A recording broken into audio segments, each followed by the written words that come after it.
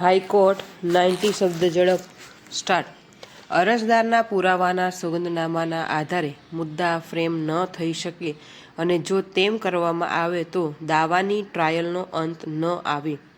વધુમાં દલીલ કરી જણાવેલ છે કે દાવાના કામે જે વ્યક્તિ મિલકતમાં રહે છે તે જ વ્યક્તિએ જુબાની પણ આપેલ છે અને તેઓ પક્ષકાર તરીકે જોડવા અરજી આપેલ નથી. વધુમાં દલીલ કરી જણાવે છે કે સને 2000માં દાવાવાળી મિલકત અંગે પંચનામું થયેલ છે અને તેમાં બીજી કોઈ વ્યક્તિ કબજામાં રહેતી હોય તો તેનો વાંધો આવવો જોઈએ. તેમજ વાદીનો હાલનો દાવો જોઈન્ટ ટેનન્ટ કહેવાય. મૂળ ભાડુઆત ગુજરી ગયા પછી તેનો વારસો જોઈન્ટ ટેનન્ટને આવેલ હોય તેઓની સામે દાવો કરેલ છે. વધુમાં દલીલ કરી જણાવેલ છે કે ઓર્ડર 7 રૂલ 14 મુજબ તેમજ ઓર્ડર 8 રૂલ 1A મુજબ વાદી તથા પ્રતિવાદીઓનો દસ્તાવેજી પુરાવો રજૂ થયા બાદ ઇસ્યુ ફ્રેમ કરવામાં આવેલ છે. આ સંજોગોમાં એવિડન્સ રજૂ થયા પછી મુદ્દા ફ્રેમ થઈ શકે નહીં. તેમજ જુબાની સાથે રજૂ થયેલ ડોક્યુમેન્ટના આધારે પણ મુદ્દા ફ્રેમ થઈ શકે નહીં. તેમજ વેગ, પ્લી તથા ખોટી હકીકતોના આધારે મુદ્દા ફ્રેમ ન થઈ શકે. આ સંજોગોમાં ટ્રાયલ કોર્ટનો હુકમ યોગ્ય અને બરાબર છે, જેથી અરજદારની રિવિઝન અરજી નામંજૂર કરવા રજૂઆત કરેલ છે.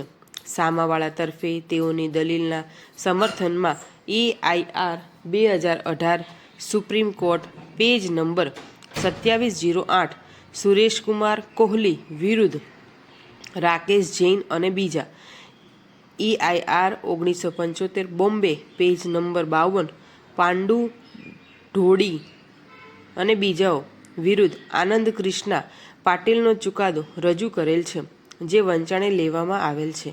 હાલની રિવિઝનના નિર્ણય અર્થે નીચે મુજબના મુદ્દાઓ ઉપસ્થિત થાય છે. 1. શું ટ્રાયલ કોર્ટે કરેલ વાદવાળા હુકમમાં કાયદા અને હકીકતની ભૂલ છે અને કોઈપણ રીતે હસ્તક્ષેપ કરવાને પાત્ર છે? 2. શું હુકમ ઉપરોક્ત મુદ્દાઓના મારા નિર્ણયો નીચે પ્રમાણે છે. નકારમાં આખરી હુકમ મુજબ આ કામે બંને પક્ષકારોને સાંભળ્યા. તકરારી રેગ્યુલર દીવાની દાવા નંબર 55/2000 ના કામે આક 152થી આપવામાં આવેલ અરજી તથા તે લગત થયેલ હુકમ વંચાળ લીધો. અરજદારે અરજીમાં જણાવેલ છે કે દાવાના કામે એક મુદ્દાનો ઉમેરો કરવા માટેની અરજી આપેલ છે, જેમાં એ શું વાદી દાવાના પક્ષકારની ખામીનો બાદ નડે છે અને તે કારણે વાદીનો દાવો રદ થવાને પાત્ર છે. આ કામે અરજદાર તરફે આંક 144થી પુરાવારૂપી સોગંદનામું રજૂ કરેલ છે. તેના પેરા 4માં જણાવેલ છે કે અગાઉ ભાડુઆત ઝવેરાજી ભેરાજી હતા અને તેમના 2 દીકરામાં એક અમો અને બીજા મચ્છરાજી છે, જેમને આ દાવામાં જોડવામાં આવેલ નથી. આંક 10થી પ્રથમ પક્ષકારે પોતાનો લેખિત જવાબ રજૂ કરેલ છે, જેની ટૂંકમાં હકીકત એવી છે કે અરજદારને કાયમી કરવાની સામાવાળાને કોઈ સત્તા ન હોય. મિસજોઇન્ડર ઓફ પાર્ટીઝનો બાદ નડે છે. માંગણીના નિવેદનમાં જણાવેલ તમામ વિધાનો તથા આક્ષેપો સાચા નથી તેમજ ગેરકાયદેસરના ગેરરસ્તે દોરનારા છે.